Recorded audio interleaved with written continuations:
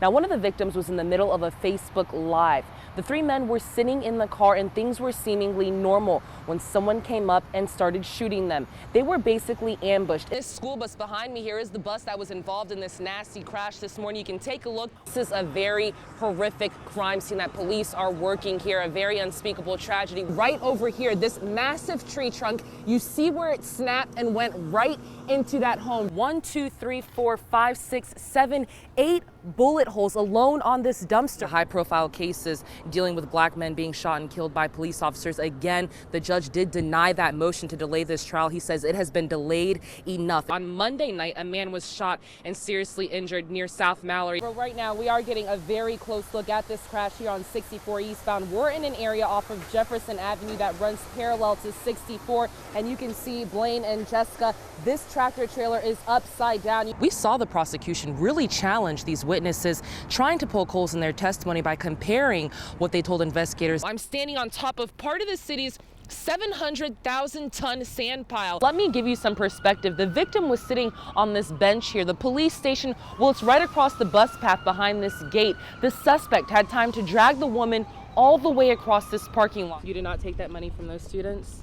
I can tell you, if you're heading this way, you won't get very far. You can see these signs behind me lined up across the entrance to the bridge. And behind me here, you can see the Gilmerton Bridge is stuck in an open position. Chin down. All right.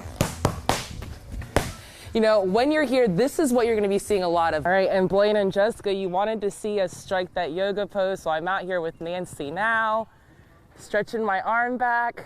Oh my God. There we go. This is quite impressive. Your turn. Wow. Get out here. That's dangerous. Blaine and Jessica, be happy that you are where you are, because Jessica, these do not have flax seeds in them, and Blaine, it's no paleo recipe. Now, I am doing something pretty daring right now, trying to climb this course. He just opened fire, rapid fire on me. I couldn't believe that, you know, I've been shot by an officer. Nearly 3 weeks after Norfolk police shot Dominique Chapman. It's been like pain and torture just being in here. He sits in his jail jumper, cuffed to a wheelchair, his arm in a sling. And since he was shot that Monday night on March 16th, he's had one question. For real, like, what's going on?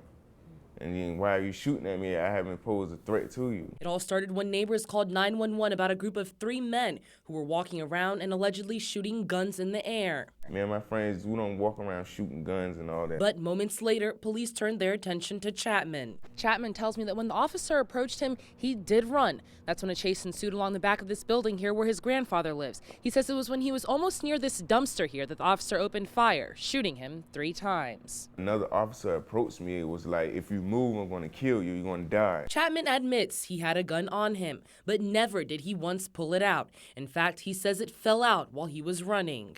That's why I'm confused, like, why would he shoot me like that? So then what made the officer feel so threatened? A question we've asked Norfolk police several times. All they will tell us is that Chapman had a gun and that's why they shot.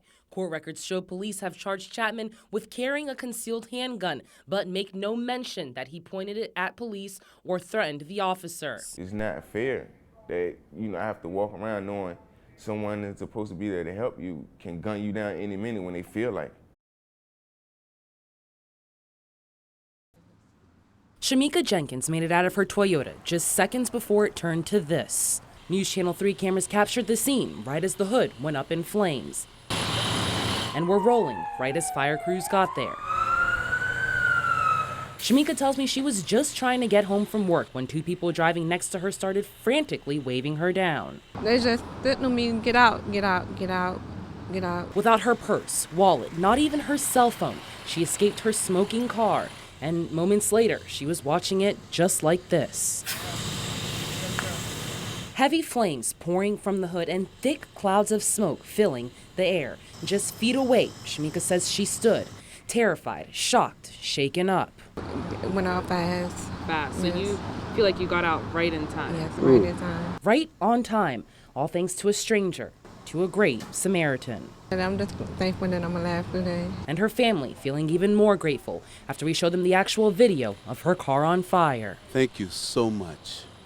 Thank you so much. We just happened to see the film as the car was burning, and oh my God, Jehovah, it's a blessing that she's even here today. And a blessing to know that another set of eyes were on Shamika on this gloomy Saturday.